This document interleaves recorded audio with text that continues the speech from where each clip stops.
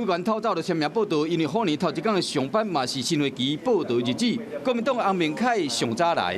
早上差不多6点25分到我们立法院。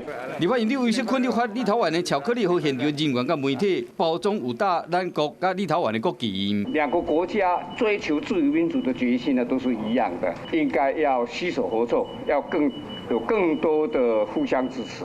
洪城讲，政府伫这2天会宣布开放日本福岛核灾区食品进口，国民党立委真不满。如果今天、明天他们就开放的话，我们绝对会有一定的一个应对的方式啦。总召都无权过问的，我们党团成员当然也不会去过问。任何的时间表，我是都没有听说过啦。修宪法将成为新会期攻防的焦点，国民党要求要符合天数证据。民进党党团总调郭建明讲，甲国民党做道兵。柯总在造谣，国民党一定支持公民权下修18岁，但是也要重视程序正义。没有任何程序，除了委员会还重新委员会再重新开，请国民党了解议事规则，不要既逃避又要收放，人民眼睛很亮的看得懂国民党在搞什么游戏的。